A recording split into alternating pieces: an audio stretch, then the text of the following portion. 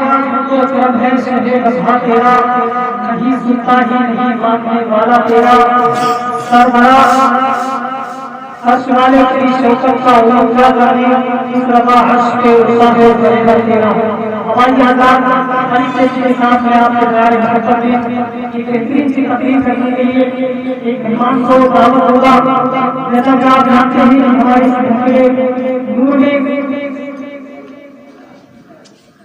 خلیفہ مسان ملت حضرت علامہ مولانا مفتی محی الدین صاحب اللہ اسماعیلی خرقابادی کروا فرما ہے ان کا بہترین سے خطاب کی مراد کو سماعت کرنا ہے یقین مانے کہ حضرت مسان ملت ہر کسی کو اپنی جنابت سے نہیں نوازتے ہیں سید زادوں کی بارگاہ کا ایک نوازہ ہی بہت بڑی نعمت ہوا کرتا ہے اور جو نہ ہو کیونکہ وہ نبی کی آج میں گر جایا کرتا ہے اور الحمدللہ دین و آخرت میں کھل جایا کرتا ہے اللہ کے نبی صلی اللہ علیہ وسلم کے غلاموں کی شان ہوا کرتی ہے کہ اعلیٰ حضرت سید الحسن رضی اللہ تعالیٰ عنہ کے بارے میں ایک بیان کیا جاتا ہے کہ جب آپ سفر کر رہے تھے تو ایک مرتبہ گولی کا کھانا کھانے کے لیے سید واجب تشریف لائے تو اعلیٰ حضرت سید الحسن نے ارشاد فرمایا کہ مجھے سیدوں کی خوشبو آ رہی ہے اعلیٰ حضرت نے گولی کو اٹھایا اور پوچھا گیا کہ اس سید صاحب نے کڑی ہوئی اقرار کے بعد ارشاد فرمایا کہ میں سید ہوں تو اعلیٰ حضرت سید الحسن بہت ہوئے ہونے کے بعد ان کو اپنی گولی کو دکھا کر کے جتنے دور چلے تھے اور بڑی حکومت ان کو اپنے کھانے کے لیے سہارا دے کر کے ان کو وہیں تک لے کر کے گئے یہ ہوا کرتی ہے سید صاحب شان اگر ہم بیان کرنا چاہیں تو یہ ہمارے بس میں نہیں ہے لیکن اللہ تعالیٰ کا بہت بڑا فضل ہے کہ اللہ تعالیٰ نے ہمیں آپ کو اتنی بڑی حسینہ عطا فرمائی ہے یقین مانیے جو بڑے ہوتے ہیں وہ ہمیشہ بڑے رہتے ہیں یہ الگ بات ہے خاموش کھڑے رہتے ہیں اور ایسے اسباب کا ملتا ہے سننا ہمارا جن کے قدموں میں کئی تاج کھڑے رہتے ہیں ایسے اسباب کا ملتا ہے سننا ہمارا جن کے قدموں میں کئی تاج کھڑے رہتے ہیں کسی نماز کے بعد ہم ہندوستان میں جب تشریف لانے والے ہیں اس کی تقریب ان کی کتاب اور ان کے بیان سے پہلے میں آپ کی دار محبت میں ایک بہترین کا گھر کا ظہیرہ جو اپنی کتابت سے اپنے حیات اور اپنے انداز سے ہمیں اور آپ کو نبی کا پیغام سنانے کی پوری طاقت اور چھمتا رکھتا ہے خلیفہ حضور حسان ملت حضرت علامہ مولانا مفتی محی الدین صاحب کی اسماعیلی خرقابادی کو پیش کر رہا ہوں آج اپنے مہمان کا استقبال نعرہ تکبیر رسالت کی خون کے لیے دونوں ہاتھوں کو پکڑ کر منائیے اور اس بات چاہیے بات کر کے آپ حضرات اپنے مہمان کا استقبال کس طریقے سے کرتے ہیں اور اپنے مہمان کی عزت کس طریقے سے کرتے ہیں دونوں ہاتھوں کو نبی کے نام پر اٹھا کر کے اپنا سوال بولیے نعرہ تکبیر اور طرح سے بولیے نعرہ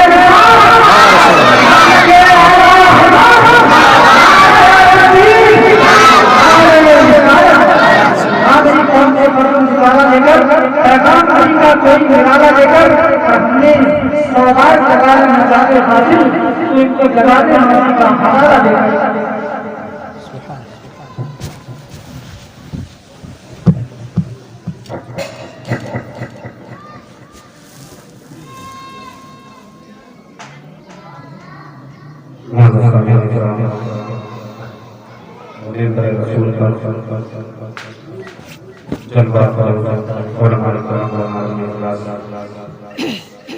السلام علیکم ورحمۃ اللہ تعالی وبرکاتہ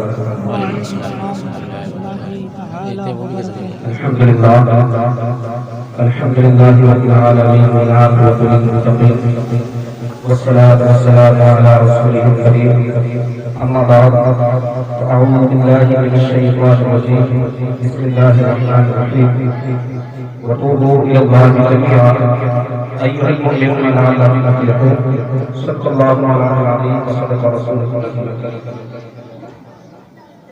کوئی بھی باقی رہے گا نہ رہ جائے گا شاعر کہتا ہے کوئی بھی باقی رہے گا نہ چم رہ جائے گا پر رسول اللہ کا پر رسول اللہ کا دینے پسند رہ جائے گا اور آگے کہتا ہے کہ ہم سبھی بات میں ہیں کوئی ہم سبھی بات میں ہیں کوئی درخت کا چہرہ چڑھا، اے بلبلیں بجائے گی سونا چمک جائے گا، بلبلیں بجائے گی سونا چمک جائے گا، اور ایک نسوت پوشاک پر نازانا، جو پوشاک ہم پہنے ہوئے ہیں اس پہ فخر مت کر، ایک نسوت کی پوشاک پر نازانا ہو، ارے اس گلے میدان پر خاکی پتھر جائے گا، اس گلے میدان پر خاکی پتھر جائے گا۔ آئیے ایک بار آقا انعامدار مدینے کے تاجدار دونوں عالم کے مالک و مختار حضور اکرم مصطفیٰ محمد مصطفیٰ صلی اللہ علیہ وسلم کی بارگاہ عالی جان میں درود پاک پڑھیں۔ اللہم صلی علی سیدنا و مولانا محمد وآلہ وسلم صلی اللہ علیہ وسلم۔ اللہ رب العزت قرآن پاک میں ارشاد فرماتا ہے وَتُوبُوا إِلَى اللَّهِ جَمِيعًا أَيُّهَا الْمُؤْمِنُونَ لَعَلَّكُمْ تُفْلِحُونَ۔ اے مومنو تم سب کے سب توبہ کر لو، کیا کر لو؟ توبہ کر لو، تم سب کے سب توبہ کر لو، کیوں؟ لَعَلَّكُمْ تُفْلِحُونَ، تاکہ تم کامیاب ہو سکو، تاکہ تم فلاح پا سکو، تم کامیاب ہو سکو۔ اور آگے حدیث پاک ہے گناہوں سے توبہ کرنے والا بندہ ایسے ہو جاتا ہے جیسے گناہ کیا ہی نہ، گناہوں سے توبہ کرنے والا بندہ ایسا ہو جاتا ہے جس سے اس نے گناہ کیا ہی نہ ہو۔ دوسری حدیث پاک میں ہے، اس کا مفہوم یہ ہے کہ جب انسان گناہ کر لیتا ہے تو گناہوں سے توبہ کر لیتا ہے تو وہ ایسا ہو جاتا ہے جیسے کہ اس کو ابھی ہی مانے جنا، اس کو مانے ابھی جنا ہے۔ حضرات ہم گناہ پہ گناہ یہ چلے جا رہے ہیں، گناہ پہ گناہ یہ چلے جا رہے ہیں، اللہ کی طرف توبہ کے لیے ہم رجوع نہیں کر رہے۔ ہمیں کن چیزوں سے توبہ کرنا چاہیے؟ حکم ہوا ہے کہ اے مومنو تم سب کے سب توبہ کرو۔ ہم ایمان والے ہیں، ایمان والوں کے لیے حکم ہوا ہے ان چیزوں سے توبہ کرنا ہے کہ جن کو اللہ رب العزت نے کرنے کا حکم دیا ہم نہیں کر رہے، ان سے توبہ کرنا ہے کہ جن سے ہمیں اللہ نے روکا ہے ہم اس کو کر رہے ہیں۔ اللہ کا حکم ہے کہ تم نماز پڑھو، اللہ کا حکم ہے کہ تم روزے رکھو، اللہ کا حکم ہے کہ تم زکات دو، اگر تم پہ حج فرض ہے تو حج کرو، اور ہم ان چیزوں سے دور ہیں۔ ہم نماز کو برابر چھوڑ رہے ہیں، مسجدوں کے قریب نہیں جا رہے، رمضان کا مہینہ آتا ہے روزے نہیں رکھتے ہیں، ہم پر زکات فرض ہے ہم زکات نہیں دیتے۔ ہمیں توبہ کرنا ہے کہ اے پروردگار ہم توبہ کرتے ہیں، آج سے کبھی ہماری نماز نہیں چھوٹے گی، آج سے کبھی جب روزہ رہے گا ہمارا روزہ نہیں چھوٹے گا، اگر ہم پہ جب زکات فرض ہوگی تو ہم کبھی بھی زکات نہیں چھوڑیں گے، ہم زکات ادا کریں گے۔ اے پروردگار ہم اس لائق کر دے کہ ہم پہ حج فرض ہو تو ہم تیرے اس پاک دیار کی زیارت کر سکیں اور تیرے اس فرض کو ادا کر سکیں۔ اور یہ بھی توبہ کرنا ہے کہ پروردگار جس چیز سے تجھے روکا ہے ہم اس کے کبھی قریب نہ جائیں گے، ہم کبھی شراب نہ پیئیں گے، ہم کبھی حرام کاریاں نہ کریں گے، ہم کبھی جھوٹ نہ کریں گے، جتنے بھی بری کام ہیں ان کے قریب نہ جائیں گے۔ یہ ہمیں توبہ کرنا ہے، اور جب انسان صرف دل سے توبہ کر لیتا ہے اسی میں اس کی کامیابی ہے، توبہ کرنے میں کامیابی ہے۔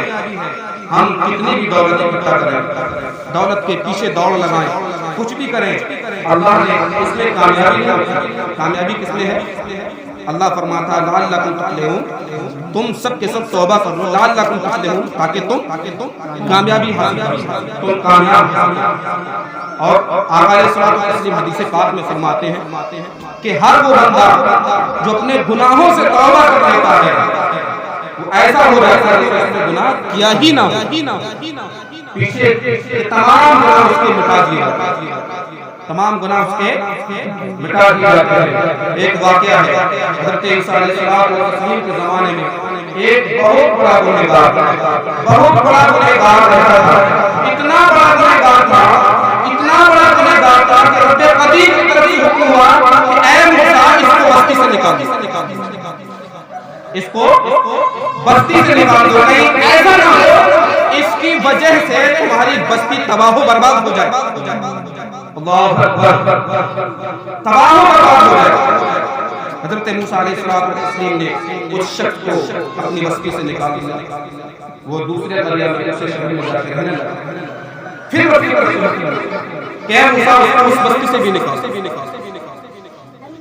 کہیں ایسا نہ ہو کہ وہ بستی اس کی وجہ سے اس پہ جتنے گناہ ہیں گناہوں کی وجہ سے وہ بستی بھی تباہ و برباد ہو جائے, خاک ہو جائے. حضرت موسیٰ علیہ السلام نے اس شخص کو اس بستی سے بھی نکالا. اب وہ دور دراز پہاڑوں کی جھاڑیوں کے رہنے لگا. کہاں رہنے لگا؟ پہاڑوں کی جھاڑیوں, تنہا. جو کچھ ساتھ میں لے کر گیا ہوگا کچھ دن کا دانا پانی وہ چلا. آخر وہ لاچار مجبور ہو کر گر پڑا. کیا کرتا؟ اب اس کے پاس صرف توبہ کے کوئی چارہ نہ, صرف توبہ کے کوئی چارہ نہ تھا. حضرات یہ سب جانتے ہیں کہ جب کوئی نظر نہیں آتا اس وقت کون نظر آتا؟ خدا. جب کوئی ساتھ نہ دے اس وقت خدا ساتھ دینے والا ہوتا ہے. جب کوئی نظر نہ آئے اس کو اس کا رب دکھائے. جب وہ بندہ کمزور ہوا, لاچار ہوا, مجبور ہوا, اب وہ رب کے حضور اپنی انتظار کرتا ہے کہ پروردگار میرے گناہ اتنے تو نہیں ہے کہ تیری رحمت سے کم ہوں. پروردگار تیری رحمت بڑی ہے اور میرے گناہ کم ہیں. اور تو اپنے بندوں کو ان کی ماؤں سے زیادہ نفرت کرنے والا ہے. تو اپنے بندوں کو 70 ماؤں سے زیادہ نفرت کرنے والا ہے. اے میرے پروردگار میں توبہ کرتا ہوں, میں معافی کرتا ہوں, مجھے میرے گناہوں سے معاف فرما دے, مجھے میرے گناہوں سے درگزر فرما دے. حضرات آپ کو معلوم ہے کہ یہ دنیا ہے, اس دنیا میں اگر گناہ کرتے ہیں تو دنیا کے قوانین ہمیں معاف نہیں کرتے. تعزیرات ہند موجود ہیں, کہیں 325 کا مقدمہ لگایا جاتا ہے تو کہیں 302 کا مقدمہ لگایا جاتا ہے تو کہیں 360 کا مقدمہ لگایا جاتا ہے تو کہیں 308 کا مقدمہ لگایا جاتا ہے تو کہیں 376 کا مقدمہ لگایا جاتا ہے. لیکن مرد قدیر کی ایسی عدالت ہے کہ اگر ہم کتنا بھی بڑا گناہ کر کے اس کے حضور حاضر ہو جائے, روئے گر گئے تو میرا رب تمام گناہوں کی بخش دے گا. تمام گناہوں کو بخش دیا. اس عدالت سے بڑی کوئی عدالت نہیں ہے. یہاں عدالت میں پیش ہوتے ہیں تو ہمیں پھانسی کی سزائیں سنائی جاتی ہیں, 8 سال قید رہنے کی سزا سنائی جاتی ہے, 20 سال قید رہنے کی سزا سنائی جاتی ہے.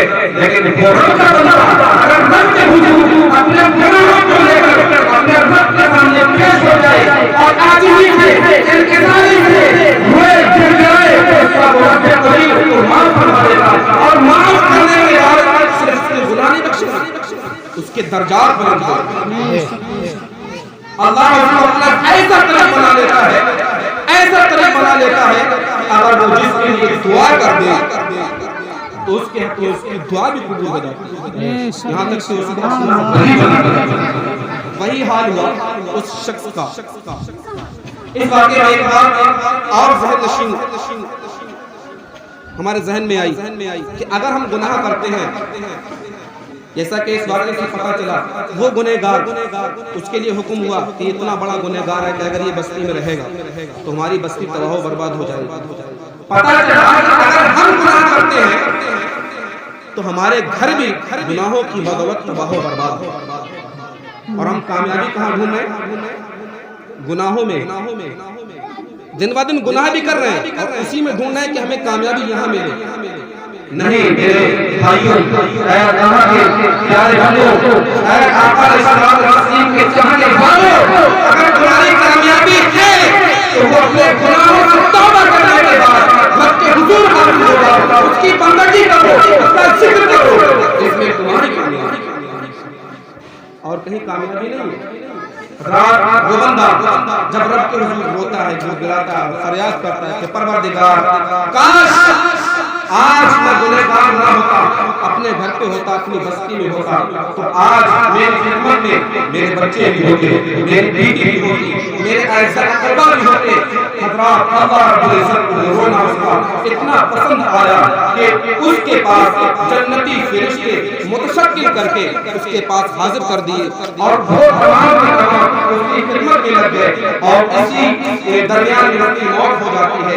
پھر حضرت موسیٰ علیہ السلام کو تصدیق کو حکم ہوتا ہے کہ اے میرے نبی جہاں جہاں پھرنا ہوتا ہے جا اللہ اکبر۔ ابھی حکم ہوا تھا کہ اس کو بستی سے نکال دو، اور اب حکم ہو رہا ہے کہ اس کو جا کے کفن اور دفن۔ حضرت موسیٰ علیہ السلام اے پروردگار کیا مسئلہ ہے؟ تو حکم دیتا ہے کہ اس کو بستی سے نکال، اب تم ہی حکم دے رہا کہ جاؤ اس کی ترجمہ کرتی ہے۔ کیا موسیٰ کو یہ نہیں معلوم کہ میرا بندہ کتنا بھی بڑا گنہگار ہو، اگر وہ میرے سامنے اپنے گناہوں کی معافی طلب کرتا ہے تو میری رحمت اتنی بڑی ہے کہ اس کو معاف کر دیا، میں نے اس کو معاف نہیں کر دیا اور اپنا بری بنا دیا۔ اگر ہم اس واقعے پہ عمل کریں اور ہم اس آیت مقدسہ پہ عمل کریں اور جو حدیث پاک عمل سوال اور تسلیم کی ہے کہ وہ بندہ کہ جو گناہ کرتا ہے، گناہ کرنے کے بعد اگر وہ توبہ کر لیتا ہے تو وہ ایسا ہو جاتا ہے کہ ہم نے گناہ کیا ہی نہیں۔ ہم بھی اگر یہ عہد کریں کہ ہم نے جو گناہ کر لیے ہیں، چھوٹے ہو یا بڑے ہو، جیسے بھی ہو، آج ہم اس محفل سے توبہ کرتے ہیں تو انشاءاللہ ہم بھی اس مقام پر پہنچیں گے کہ جب ہم اپنے رب کے حضور اپنے ہاتھوں پہنچائیں گے تو میرا رب میرے ہاتھوں میں ساری بات کرے گا۔ یقین کامل ہے، ہم وعدہ کریں اس رب قدیر کی بارگاہ میں اپنے گناہوں سے ہم تمام گناہوں کی معافی طلب کرتے ہیں۔ پروردگار تو بڑا غفور رحیم ہے، ستار و غفار بھی ہے، رحمان رحیم بھی ہے۔ اللہ تعالیٰ تو ہماری بخشش فرما، ہمارے گناہوں کی بخشش فرما۔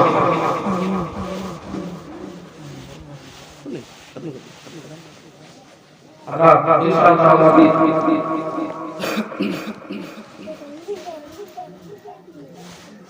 ٹائم ہے 1:30 بجا ٹھیک ہے، مجھے بتا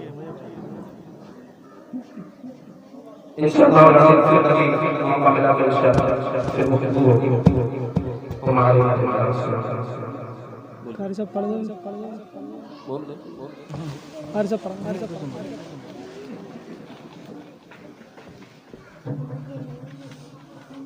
السلام علیکم ورحمۃ اللہ تعالیٰ وبرکاتہ۔ وعلیکم السلام ورحمۃ اللہ وبرکاتہ۔ یہ ہمارا محمد کے ساتھ اللہم صلی علی سیدنا مولانا